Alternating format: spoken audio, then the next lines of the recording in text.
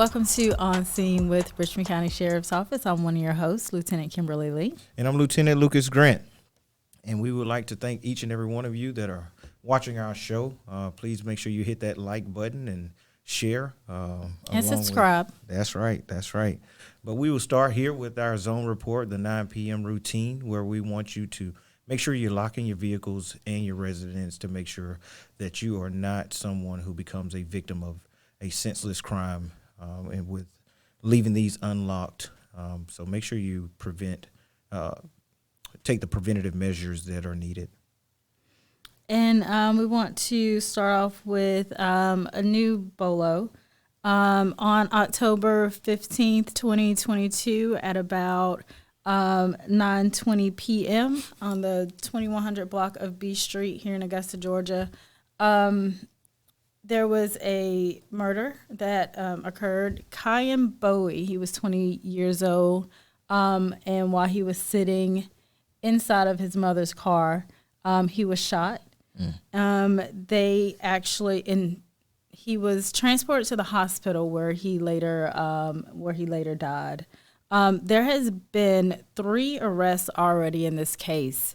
Adraquez Davis, Darius Red, and Evan Connor. So our homicide investigators were able to make 3 arrests in this case. But we still have 2 subjects that have not been arrested. Lawrence Stevens, he was 20 years old at the time of the incident, and also Jamari Williams, who was 19 years old. And we've talked about several times about getting involved and also, and I'll say, just kind of taking your community back. I don't believe that Mr. Bowie was the intended target of the shooting. He was an innocent bystander.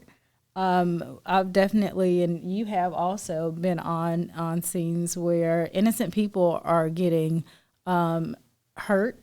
They're getting killed, and they have nothing to do with whatever beef that's going on with these individuals. So, and he was just simply sitting in his car when he was shot. So, and one thing about it is the age of the suspects that have been arrested. They are young. Absolutely. We're talking about a 17-year-old that was arrested. And we're seeing this trend over and over again. So we had Ms. Letitia Mosquera talking about the community buy-in and that program that they have. Yep. The Giving Back. Mm-hmm. And where we are trying to be proactive here at the Sheriff's Office when we're identifying people who have been a victim of gun violence or even maybe arrested for gun violence. We're trying to kind of change the course of people's lives, especially these young people. Yep. But when I talk about just assistance and, again, in some type of community buy-in, somebody know where they are. Absolutely. We're talking about a 20-year-old and a 19-year-old. They have family. Somebody's, hiding them out. Somebody, helping them. But somebody knows these 2 individuals, and they know where they are. So for the family of Kyan Bowie, I'm sure that they want to proceed with this and close this case on this end with the arrest of these 2 individuals so it can continue on through the process. So if you know anything about this case that can help investigators or anything on the location of these 2 suspects, Lawrence Stevens and Jamari Williams, please give the Richmond County Sheriff's Office a call. Investigator McNeil was the investigator at the time, but you can contact any violent crimes investigator. These are senseless acts, and I'm glad that you talked about taking our community back. The safety is the most important, and when we have these individuals who are out within our community, it's less safe. So providing the information that we need in regards to taking these individuals into custody is very important. So we want you to make sure that you understand the importance of it, but not only the importance of it, a life was taken, an innocent life was taken, someone who had nothing to do with any of this even going on, where his family is now mourning the loss of his life. So please reach out to us, help us locate these individuals so that we can take them into custody.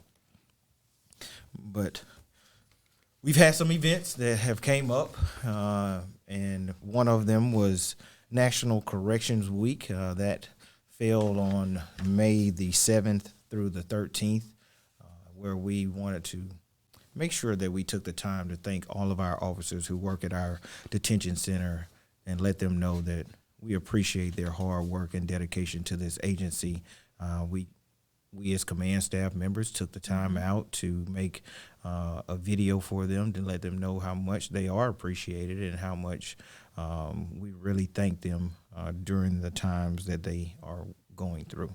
And that video is on our Facebook page too. So if you want to go back and take a look at that for all the correction officers, just not here, but everywhere. I think that sometimes, we applaud road patrol, investigations, things like that. But we forget that when they're arrested, they have to go somewhere. That's right. And they go to our jails and they go to our prisons. So, and you are responsible for the safety and security of everybody that's there. So we do appreciate you. And that week was a week to honor you. But you are appreciated each and every day.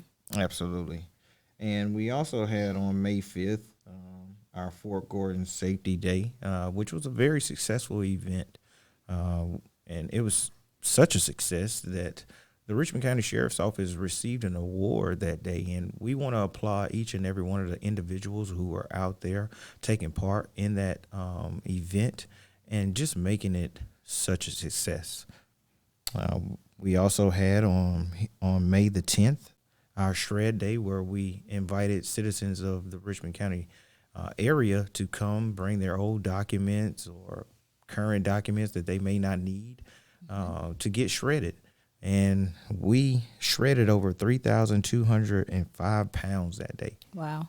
That was a great way of preventing an identity theft or theft in general. So we want to thank each and every one that participated in that event, the citizens of this county, and just let you know that we thank you and we're glad that you're taking the steps to make sure that that didn't happen to you. But we do have an upcoming event on May the 19th. We have our citizen surveys that will be at 596 Bobby Jones Expressway, Sam's Club, and that's from 10 to 2 p.m. Where you can come out, you can meet the officers who will be there during this event. You can talk to them, ask them all kinds of questions that you may have. You can also let them know that there's something that may be on your mind that you want to see done better. So if that's the case, please let them know. But you can also let them know that there are encounters where you want to recognize one of our officers here at the Sheriff's Office, whether that's when they came out and helped you change the tire or got you out of the roadway because you ran out of gas and they went and got gas for you. So please take the time, go out and get yourself involved as a community here in the Richmond County area. And also, if you do miss that event at Sam's, you can always make a comment on our CALEA comment portal. You can find that link to that portal on our Facebook page or on our website. And it's the same thing. If you have any questions, if you have any comments, or if you want to get involved or make any commendations to any of our deputies, you can do that through that also. And of course, we want to always talk about our recruiting division, where we're always looking for the best and most qualified candidates. If you are someone who's watching this show and you're trying to figure out a way of how you can do so, please go to our website. We have ways that you can go there and fill out an application, or you can come down to 400 Walton Way. You can meet with Lieutenant Mark Chastain, who's our recruiter here at the agency, and we also can get you linked with the young ladies here at the Sheriff's Office who can also help you in that area. But remember, we want you, but we want the best. And not only the best, we want the people who are qualified to come here and serve the members of the community in the best way we know how. And just we'll start with the show the next time we come back with Linda Gould. She's back. She was on our second episode. Now she'll be talking about work-life balance. And we felt that it was important for her to come back because it is Mental Health Awareness Month. And if you work with the Richmond County Sheriff's Office, she has emailed an Advent calendar for everybody. And that calendar has just quick, simple exercises that you can do throughout the day, every day during the month of May to kind of get you moving, kind of get you out of a sedentary routine. There are also events that will be happening for the members of the Sheriff's Office around the community and also here at the Sheriff's Office. So please get signed up so you can do something fun that is not law enforcement related with your friends and your family here. And there will be door prizes, so that should kind of help you get out there. And we talk about community partners all the time, and we've reached out to some community members, and they've assisted with those door prizes.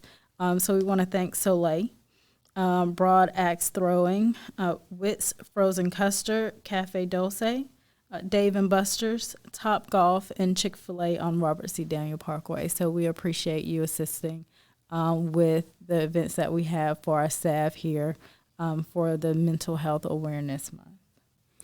Well, make sure you stay tuned because our guest is going to be a treat. Well, we'd like to welcome all of our viewers back in for this segment here with our guest, Miss Linda Gould. Thank you for coming back to our show. How you doing? Good. Thank you for having me. Yeah. Well, we really appreciated you the first time and all that valuable information that you put out. And, of course, now it is Mental Health Awareness Month. Yes, it is. The month of May is Mental Health Awareness Month. Tell us a little bit about that.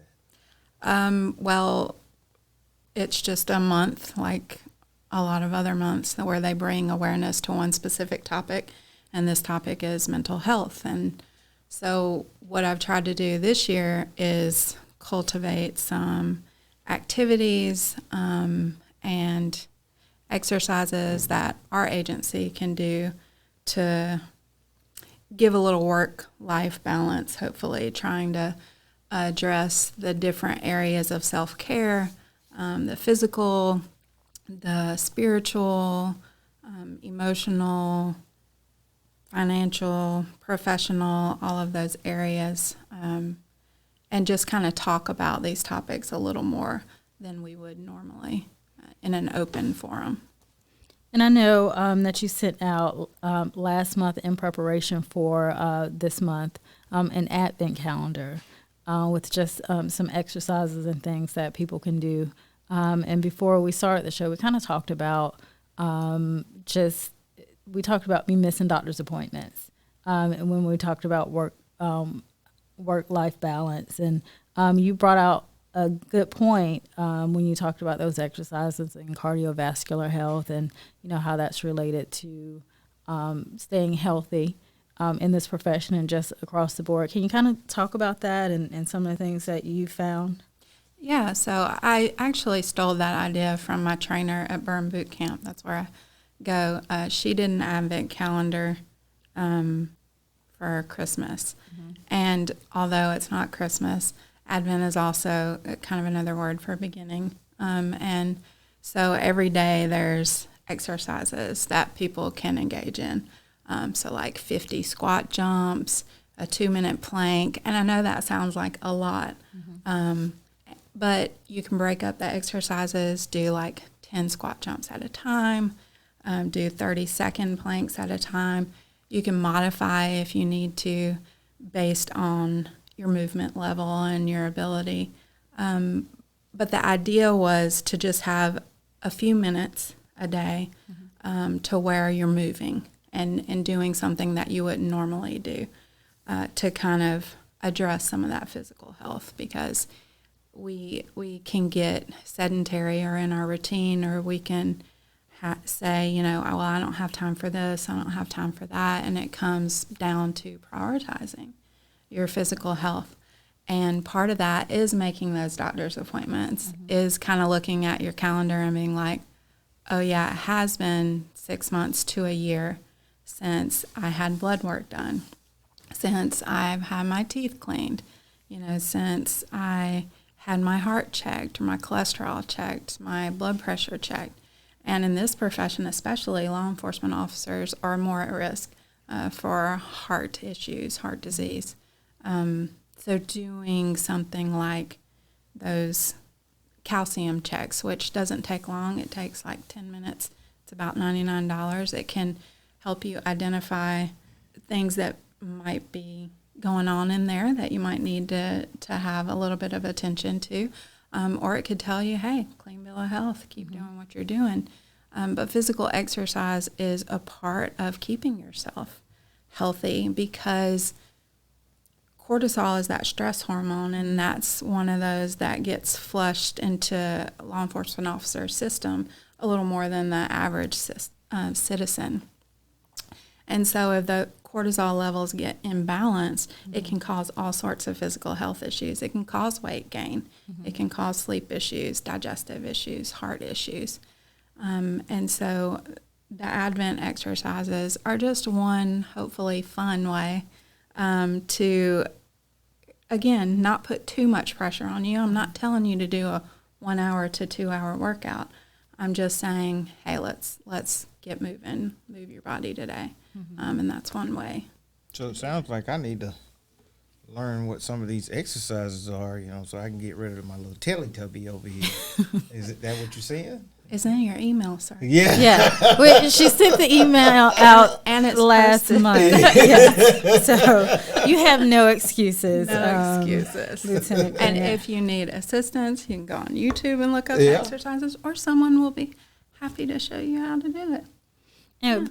But that's one of the things you talk about, just neglecting little things that you may have wanted to do or you used to do.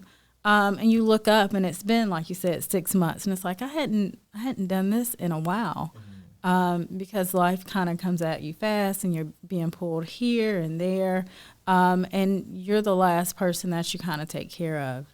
And you had this interesting fact about sleep, because I was telling you, like, hey, I need to go back, so I can, take me a nap, and I got home at 4:00 and didn't rest, and so. It wasn't happy news, but in this profession we do. In other professions, we kind of don't get enough sleep. So tell us about that interesting fact about that. So the interesting fact, the horrible fact, is that it takes about 4 days to make up 1 hour of lost sleep. And sleep is probably the single most important thing that we can do for ourselves, because it's when your brain and body literally heals itself during quality sleep. And it's the thing we compromise the most of. We're like, I'll just get this amount of sleep, or our sleep is disrupted for whatever reason. And so one of the main areas that I try to educate people on in this profession is sleep, and protecting and prioritizing your sleep. What are some of the tips you have for that? So the tips regarding sleep debt, meaning, you have lost sleep, maybe try to go to sleep 10 to 15 minutes earlier each night, kind of incrementally move up to the level that you want to be able to go to sleep. Or daytime, depending on your schedule, try to stick to your sleep schedule, which is very challenging for law enforcement who work nights and have families, because, they want to be awake and interact with their family during their family's wake time. And so that topsy-turvy sleep schedule kind of puts you more at risk for all these different issues too. But other ways you can protect and prioritize your sleep is keep it dark and cool in your bedroom. So the optimal temperature is actually 64 degrees to 68 degrees. And do you guys ever throw your leg out of the blankets at night? I don't know. I be sleeping. So I don't No? Like I get hot in the middle of the night and I'll throw my leg out, one leg out of the blanket. And I never realized that that's actually the way that your body can kind of reduce your core temperature, because your core temperature drops when you sleep.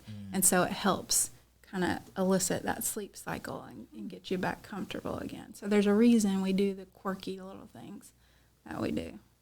I was gonna, ask you about that, because especially with us talking about sleep, how do you think that's gonna be managed better? I know you're talking about 10 to 15 minutes earlier, but let's say that there's someone who just had a brand new baby, all right, and that family is trying to make sure the baby's, receiving all the care that he or she needs, and that sleep pattern is off. Because let's say you're wanting to go to sleep at night, but the baby didn't slept all day, right? And so the baby like, hey, I'm up. Come on now. What we going to do? TV is off right now. Turn it on for me. So how do you provide, like tips for that going forward for those type of individuals in those situations? The best thing that I can say, and that I do say to people, is sleep when the baby sleeps. Those chores will hold. Whatever task that you have or you think you have to do, they'll hold. Sleep when the baby sleeps, especially that early on when babies are waking up every hour and a half to 2 hours for feedings. So that's probably the best piece of advice that I could give for that. And if it's difficult to fall asleep, maybe do some relaxation stuff, so like guided imagery or something to help you fall asleep instead of those racing thoughts. It's very tough for me, especially coming from Homicide and working all those strange hours. But even in the position I'm in now, and my girls have gotten older, and their activities have increased when it comes down to sports or school. So finding that happy medium is very hard, because some nights we may get in after 9:30 or 10, and guess what? We ain't got but a few hours of sleep, but you got to eat, you got to shower, all these other things. So. Yeah, it is challenging sometimes, and that's why I said try to develop as best a routine as possible. Splash water on your face. Again, that's related to that core temperature thing. Have an actual bedtime routine, and that's great for kids too, because you're teaching them early how to protect and prioritize their sleep. Yeah. And the last time you were here, and if you didn't check it out, on episode 2, she was here. We talked about some really good things, but we had a water cooler moment about the patrol cars. That's their office, and they're in it as soon as when they get to work. I mean, as soon as they're in there, they're really working, they're focused, and then they drive all the way home. And then they have to get out and kind of turn things off. And we talked about kind of some things like before you go on duty, when you sit in the car, what can you do? And or after you get off, before you get into the house, are there things that they can do to kind of decompress from the day before they enter the house? So kind of talk about that. Sure. So preparing before work can be whatever routine that you want it to be. Whether it's, listening to some music that you like. Some people, actually a lot of the deputies will call a family member and talk to them kind of on the way to work. And that's that personal piece, as opposed to talking to a coworker, and talking about work, because that's usually what you end up talking about. So talking to a family member, it can be kind of riding in silence, listening to a podcast.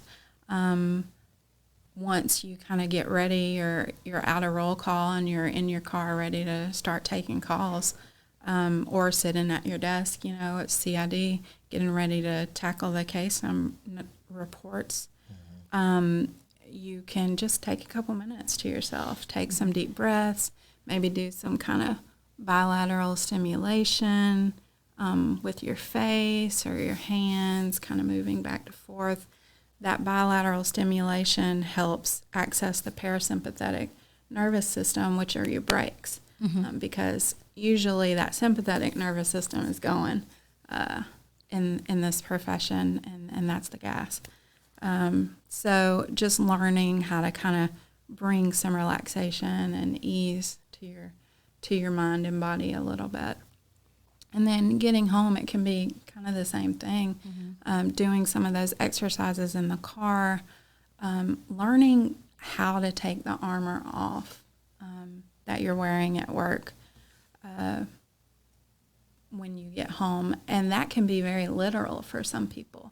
I teach the newly graduated, I guess they wouldn't be cadets, but our trainees that are going into the FTO programs, wellness reality check, and we have this conversation about how to have that work-life balance. And some of the things that they do is, they literally don't really interact too much other than saying hey with their family until they've gone into a separate room, taken the uniform off, keep the uniform there, all their equipment there, and then kind of change, go interact with their family. Now, some of them can interact right away, but it's figuring out what works for you and your family.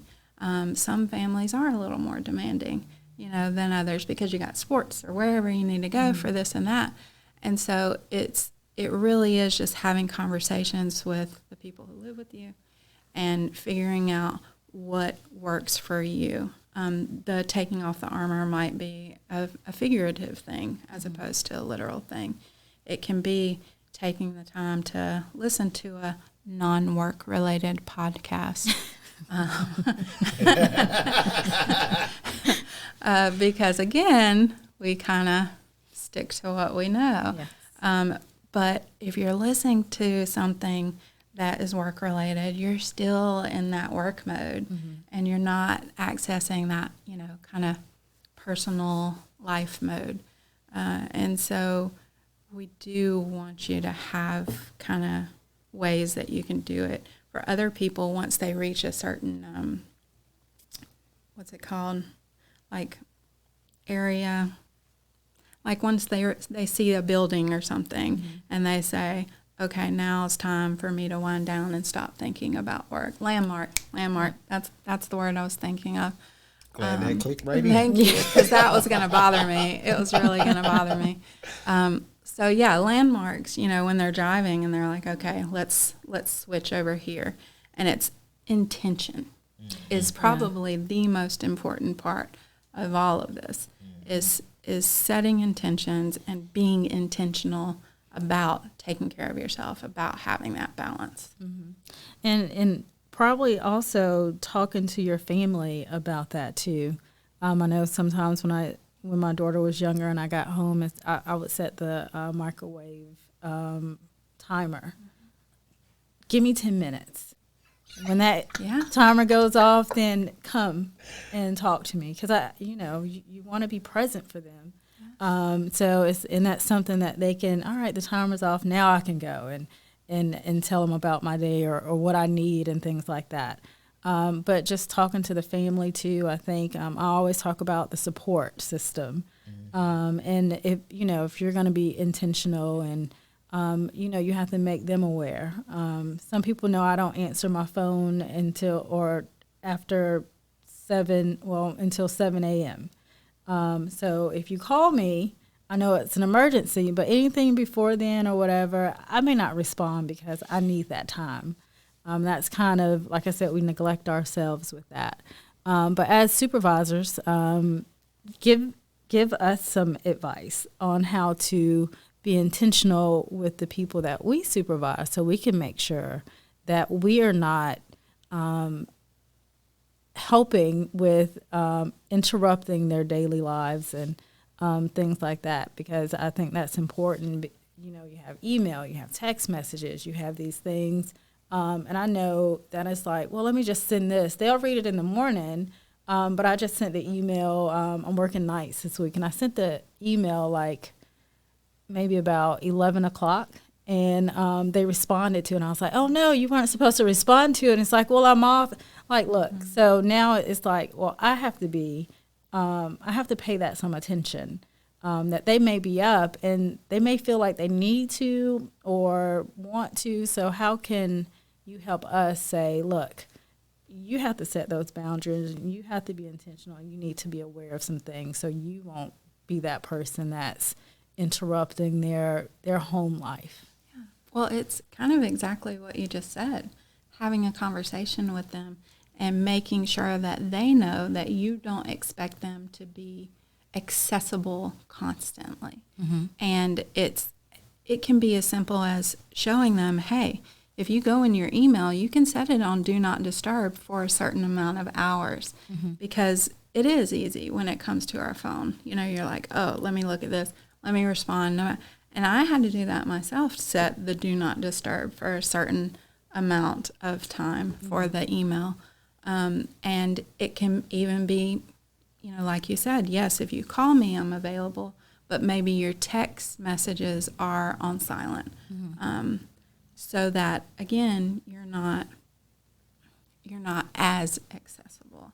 It's letting them know that it's okay to set those boundaries, mm-hmm. those personal and professional boundaries, because some of them do think, I do have to be accessible all the time. Mm-hmm. And even supervisors need to do the same thing for themselves, because I have some who are like, well, you know, this person, between 10 and 15 people call them on their off days about different things. And I'm like, whoa, we really need to work on that, because I guarantee you there's someone working that they can talk to mm-hmm. instead of you. Yep.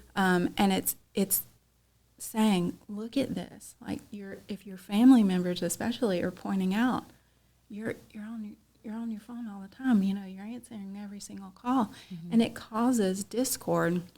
And so it's being mindful about how accessible you are, figuring out how accessible you want to be, mm-hmm. And finding a happy medium, respecting yourself, respecting your supervisors respecting themselves and the people who work with them, and having that conversation where it's okay, mm-hmm.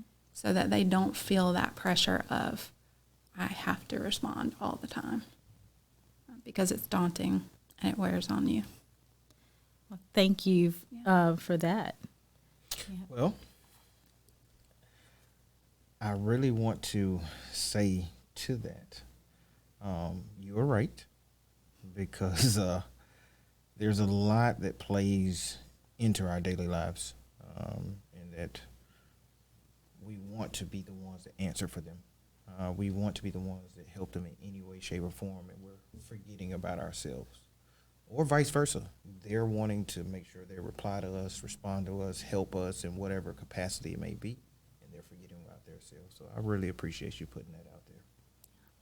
Can I say one thing? Sure. Absolutely. Okay. So sometimes we carry things, right? And we think, oh, this is a small thing. But, like, pick this up. Hold it over your head. Just hold it there. Okay. Until I tell you to stop. So that's a very small thing, right? Mm-hmm. And we're carrying it right now, and we're like, oh, this is no big deal. It's super small. It's not important. But if you're constantly carrying it, you're carrying it. It's not that it gets heavier, mm-hmm. right? It's just, it gets harder to hold it. Mm-hmm. And then you start having other stuff. I knew you was going to do that. That you're carrying. And again, it's a small thing, and you're like, yeah, I can handle this. Mm-hmm. I'm good. Keep pushing forward, still not really addressing the small things, taking care of yourself, and they build, and it gets, is it a little more challenging right now? It's a little stress initially? On the shoulders, yeah. But, you know, hey, I'm still carrying it. Yes, and you can carry it 100%, but why not make it a little easier by putting it down every now and then? Putting those small things down, kind of making sure that you're living as balanced a life as possible, whatever that looks like for you, so that you aren't constantly carrying these things, because more and more is going to add up. And if you don't learn how to take the armor off, put the things down, and really take care of yourself, take care of your family, then it's just going to get to a point where you break, and we don't want that. And that's the point of this, is to bring awareness. So I appreciate you letting me add that. And absolutely, because these shoulders are you burning. I'm going to go ahead and sit these down. Yeah, we are going to make sure Lieutenant Grant gets his Advent calendar at the conclusion of the show. And if you do work here at the Sheriff's Office, just remember that Miss Linda has some fun events for us to do outside of the office. So just sign up for those. If you have any questions, get with her. And just, again, take care of yourself. And I just want to add on to that of what you were saying. Take part. This is an opportunity, and more opportunities coming for you on your days off, where you can spend time outside of work doing something that is unwork related, to take your mind off of it. And we're going to be able to implement your families along with yourself. So use that as an outlet if you need it. So I did want to add that. But Ms. Linda, we do thank you, and we are always appreciative of you being on this show and providing the information that you do for our viewers. So thank you. I appreciate y'all. Thank you.